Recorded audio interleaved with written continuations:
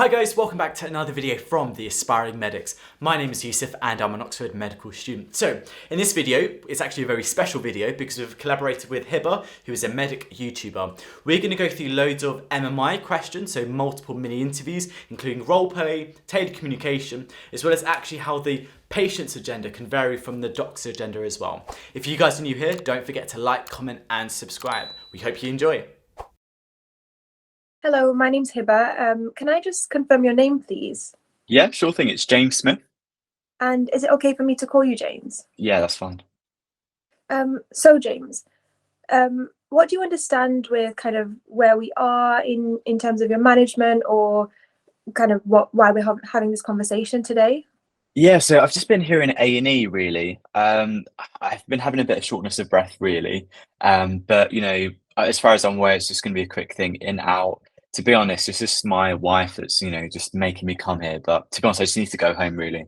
So yeah, once the scans are all done, just let me know when, and I can just get going. Yes, of course. Is it okay for me to kind of share with you just our point of view on what we have in mind for your Yeah, yeah. further management? So because of the symptoms you've come in with, we would actually like you to we'd actually like to keep you in a little bit longer, Oh, okay. just to get a kind of complete set of scans, and that will probably require you staying in for 1 or 2 days. We One can or go, 2 days, really? yeah. So there are a few different sets of scans that need to be done, and just because of the timeline of having them arranged, we would need to keep you in if that's okay, and that way we can monitor you at the same time. But I feel fine. Like I feel sort of stable. I don't feel like it's getting any worse or anything. And I know obviously you guys are really, really busy anyway. So I don't want to take up too much of your time or space. Yeah, no, absolutely. And I understand that you do feel well. However, just because of the symptoms you've come in with, we would like to keep you in and monitor you until we have those scans and those results. Um, so we can go into further detail on the scans themselves, but just at the moment, I'd like to pass on that information that we are looking at you staying in for a couple of days. Oh, I just really need to get home though. I really, really need to get home tonight. Are there any specific reasons, James? Yeah, it's my kids really. I need to drop off at school. I've got a lot to sort out, like with work and everything else. So I just don't think I can have that time to sort of sacrifice. Mhm. Like, not tonight. Not tonight. Okay, well, it is quite important to look after yourself as well so that you're in the best of health to be able to take care of your Yeah. children. Can I ask if there's anyone that could help you out at home, perhaps? Um, yeah, maybe. I didn't plan for this, but I can find out. Maybe. I think there might be an uncle or an aunt nearby, or I can just bring my neighbour and maybe see. You said 2 days. Yeah, Ah, and you'd need me for that whole time. yeah, but that would be ideal. That's what we're looking at the moment. Right. Okay. Well, and there's no other option, like as far as you're aware. Other Yeah. options would, if you do go home, that would kind of risk your safety essentially. Yeah. Would it be bad if I went home if I got worse, then I come over back here? Um, Ideally, if you were to get worse, the ideal scenario would be for you to be in hospital so we can kind of Okay. intervene and stop you from getting any worse and progressing. Right. Okay. All right then. Well, okay. Based on what you've said, then it probably makes sense for me to stay here. I can see if I can sort of arrange stuff with the kids and go from Yeah, there. All right. Thank you. thank you.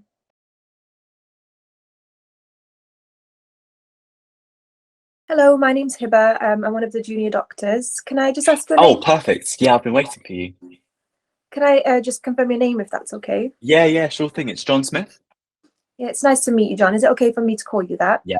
Fine. Okay, John, how can I help you today?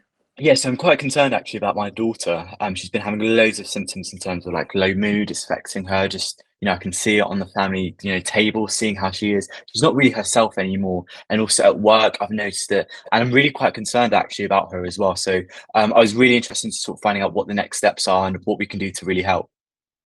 Okay, would you tell me a little bit more about that? So it's been starting off, I think I've noticed at least in the past sort of few weeks, and good job that I've noticed. I don't know how much longer it's been going for in the background, really, for the past few months, as far as I'm aware. But I'm really keen to sort of find out what's going on so we can sort of really support her as a family. And yeah, I'm really concerned about her low mood. Obviously, being her dad, I'm going to be, quite protective over her. And I'm just really sort of worried about her, to be honest, so I really want to know what's going on. Yeah, of course, and I appreciate you do sound quite worried. Um, Do you have any okay, news about it? so unfortunately, how old is your daughter? Sorry, 21. 21 years old. Yeah. So as you may be aware, it's unfortunately not possible for me to share with you anything that your daughter has told us, just because we do have to respect her confidentiality. What do you mean, sorry? So any information that a patient shares with us is confidential between the medical team and the patient.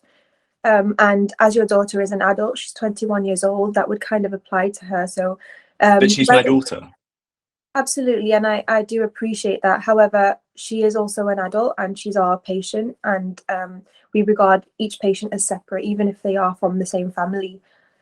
But I raised her. She's my daughter. I'm very worried about her, and I can help her if you tell me. If I if you don't appreciate. if you don't tell me, I can't help her. I can imagine how frustrated you might be, and your concerns are really valid with regards to the symptoms that she's been having.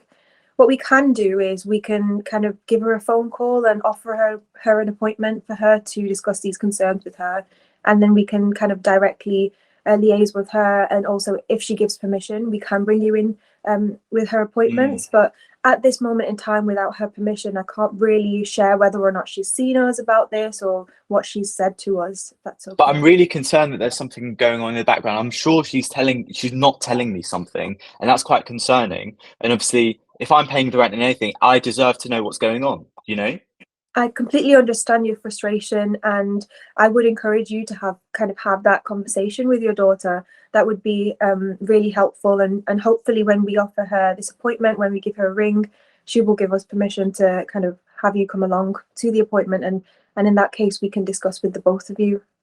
Right. So there's nothing else you can do. So what I can do is give her a ring, offer her to speak about her concerns, and come in and we'll do like a full health checkup and try to get to the bottom of what's causing these symptoms. Is there any support I can offer to you, or is there anything I can do to make it easier for you? I just don't know really. There's a lot going on really at the moment, and obviously we're all quite concerned about how she's doing, and obviously that affects everyone else as well. But I do understand what you're saying. She is over 18. She is able to make her own decisions, and I do understand that. You've got to do what's right, and obviously take her interest or whatever into account. All right, thank you. I guess we'll see what she says. Thank you very much. Hello, my name's Hiba. I'm one of the junior doctors. Can I just ask your name if that's okay? Yeah, it's Billy Johnson. And is it okay for me to call you Billy? Yeah, that's fine. It's very nice to meet you, Billy. So Billy, I understand that you have started smoking, and that's something you wanted to talk about. Yeah. Yeah, it's not something I'm proud of, but yeah, I do smoke. Okay.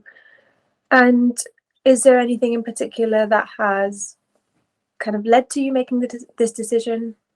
It's just so things are just so stressful at the moment. There's just like so much going on, and there also seems to be, like a social bit to it, of just trying to, fit in, and also just I can't say I like it. I like smoking. Okay. Well, if it's okay with you, can I just kind of talk you through some of the negative effects of smoking, which is why we try to discourage people from developing this habit, if that's okay.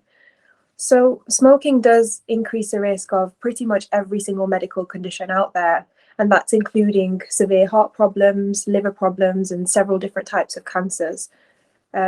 These are conditions that are chronic, so what we call long-term problems, and they really significantly impact your quality of life when they are developed. And so there aren't really any benefits of smoking. medically speaking. Mm. After hearing that, what are your thoughts? To be honest, I'm not even thinking that long term. Like I'm just seeing things on a day-to-day basis, on just like getting me by kind of thing. Mhm. And it just takes the edge of things, and it's just something that I'm quite stressed at the moment with everything going on. It's just something that's quite useful just to have, like in between breaks or whatever, or like when socializing, and it just sort of like helps, to be honest. Um, I don't really care about like the long-term effects of stuff. Like I'm just more seeing things on a day-to-day. And when you say with everything going on, what are you getting at there? It's just with work, to be honest, and everything else that's going on at the moment, and just like family and just everything else. It just feels like I'm being stretched in all directions, to be honest. And yeah, just smoking just help. I just like it, I just like it. So it sounds like smoking has become a sort of coping mechanism for your stress rather than Yeah. something that you want to do long term. Um, okay, are there any other kind of coping mechanisms you may try to use to help with this stress, or is there any other support out there for you? No, to be honest, I think it's mainly what I use just to take the edge of things, and it's quite good because it's so reliable because it's always there. But it's expensive. Um, yeah, I can't lie, it's quite expensive. Mm. Would you like to maybe hear the ways that we can maybe help you out with both your stress and with stopping smoking? Yeah, yeah, yeah. Go on. Okay, well, we can surely talk about that after this consultation. Okay. Um, yeah, I think, as I said, I think it's mainly sort of feeling stressed after, and just wanting to just smoke and just to feel better from it. So I know I've already asked you a little bit about support, but can I ask who's at home with you or how your friends are in terms of support? Yeah, to be honest, I kind of live alone at the moment. I do like my own sort of like space. Um, it's probably just like work colleagues, but even then, I've sort of been taking sick leave quite recently. So yeah. Okay. And is there anything else you've done recently to help manage your stress? To be honest, I just try and escape from it. That's kind of like what I just try to be doing, to be honest. Just try and forget about like all the stuff that's going on. I try and distract it because if I think about it too long, it just messes with my head. Mhm. And how long has this been going on for? Um, Probably the last 3 months, I'd say, since the new job happened. Mhm.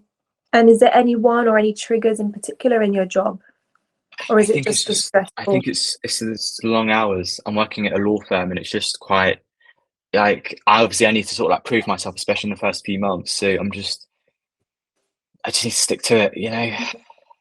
It sounds like the smoking is just kind of masking the effects that this job is having on you and this new stressful environment that you've been put in. Is there any chance that you could perhaps speak to someone at work about it? Um, yeah, I've kind of been apprehensive at doing so because I'm like the newbie, and I kind of just want to like show my stripes and show what I can do. Yeah, Um, but no, I haven't spoken to my supervisor. He seems all right, so yeah, I should probably speak to him. if possible. And then we can also try to kind of help you with stress otherwise if that doesn't work out. But I'd really encourage you to have that conversation and maybe talk about um, trying to find some alternative patterns of working, giving you a different Mm, schedule, reducing your workload slightly, and that may help. okay, all right, yeah, I'll try that out. Thanks.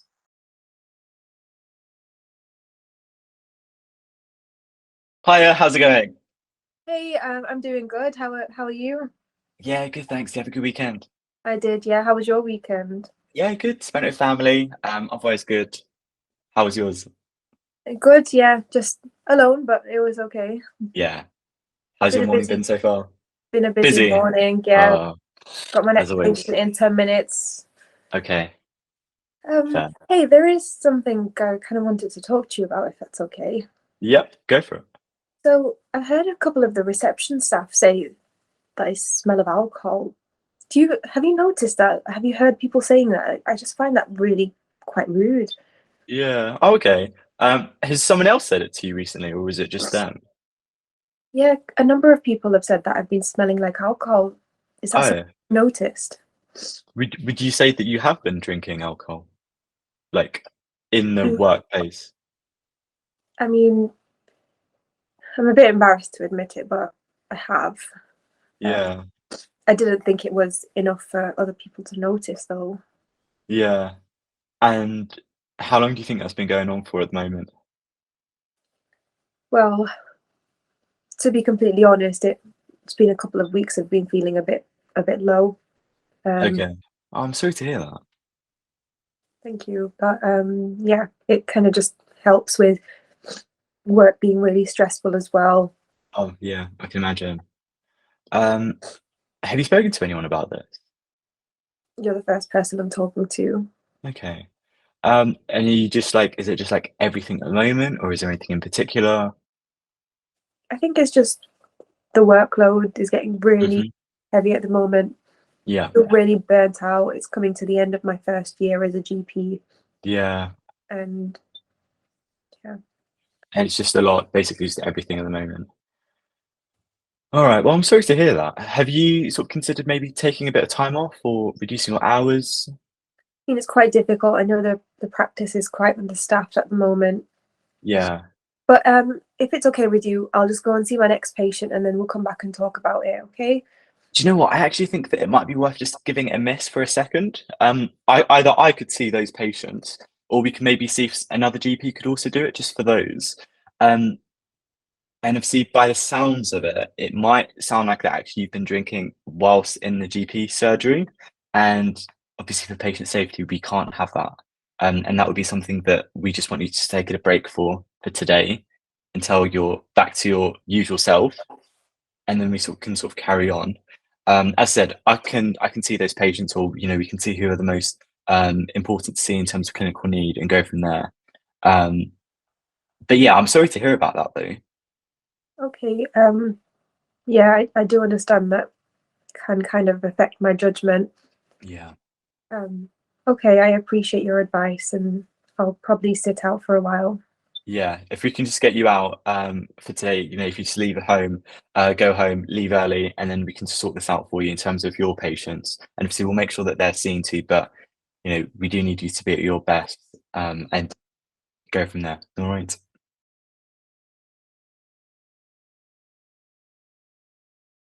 Hi, is it Susan? Yes, it's Susan. Can I please just speak to a doctor, please? Thank. Yes, that's me. Hi, my name's Yusuf. I'm one of the junior doctors here. Um, I've been waiting for 6 hours to see someone about this, and I'm just really annoyed. I hit my head Mm, yesterday, and they've told me everything is okay. They sat me down for 6 hours just to tell me everything's okay. I've had no scans done, so how do you know that there's nothing wrong going on in my mm. head? It was really painful. It was a really bad injury, and without any head scans, you're telling me everything's okay. How can this happen? Yeah, firstly, I'm really, really sorry to hear about the weight that you've had and everything else. I know it must have been really Yeah, stressful, so sorry. And I apologize for that. So just so that I've clear, I have read your records, but just to clarify, you fell yesterday and you hit your head, is that I right? did. Yes, I hit it really badly. Okay. And just to clarify, did you bleed at all? Was there any blood No, I coming from it? didn't. There was no blood or anything like that, and Okay. but I don't feel okay. Yeah. So would you be able to tell me a bit more about that and how you're not feeling okay?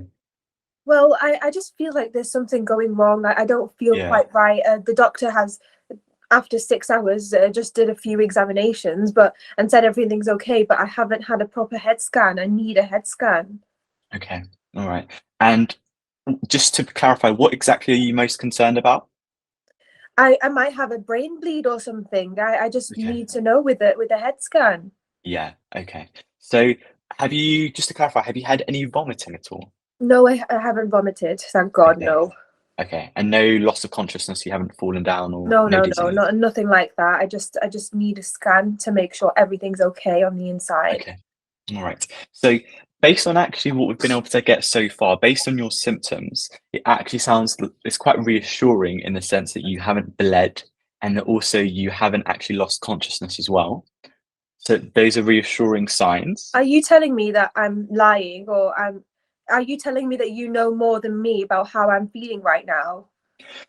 So I'm sure you're feeling awful right now because you've just hit your head as well, and you've also had to wait for these sorts of 6 hours. But it is quite reassuring that after these 6 hours, once we've been able to observe you, we've had a look at your observations, your heart rate, your blood pressure. We've also done a few blood tests, and they've all come about normal, which is quite This is reassuring. just ridiculous. I mean, I've waited 6 hours just to be told to go home and everything's okay. I'm sure everything isn't okay. If I Yeah. told you exactly how I felt, you would be horrified. I need a head scan to find Yeah. out that everything's okay. I need an MRI. Okay, and just to clarify, how did you fall? Well, I was on a swing in the park and I was Yeah. pushed off. Yeah. And did you hit your head against, was it grass or concrete? It was grass. Okay, so it was grass. Okay. And were you wearing like a hoodie or anything, or was it just against your head? No, I wasn't wearing anything. Yeah. Okay. All right. I wasn't Based. preparing to fall, you see. Yeah. No. Of course. Of course. And have you had any other symptoms or anything else since? No, just just a pain in the head, but nothing else. Okay. And have you been given any painkillers? I have been given painkillers, but Yeah. painkillers do not find the cause. Painkillers just mask the problem. Yeah. So based on what we've seen, and actually based on the examination that they were able to do, they did something called a neurological examination, just checking for your nerves and everything else. Those were all normal, which means that there's no nerve damage or anything. The fact that you haven't actually hit your head or you haven't actually bled is actually quite reassuring, because if you haven't bled on the outside, you're not going to bleed on the inside, basically. And because you haven't vomited, that's a really key indicator. If you did vomit, we'd be really concerned and we would want to do a scan. But basically, the reason why we've had to have these 6 hours was just to observe you to see if you're stable or whether you're deteriorating. But at the moment, would you agree that you're sort of stable? Would you say anything sort of changed in the last 6 hours? I mean, yeah, in terms of how I'm feeling on the outside, I am stable. Yeah. So effectively, we've been able to observe you, and for patients to come in like you that have had a fall, there is no indication for actually having a scan because you don't need one, because the fact that you haven't vomited or loss of consciousness, that actually it wouldn't be worth doing a scan because there is no evidence that you're actually going to have any bleeding as a result of that, any internal bleeding because of that. I know that's not what you wanted to hear, but does that No. make sense? I mean, yeah, it does make sense in that I know the scans are really expensive. Obviously, I would have liked to walk away with having a scan, but your explanation has helped. Yeah.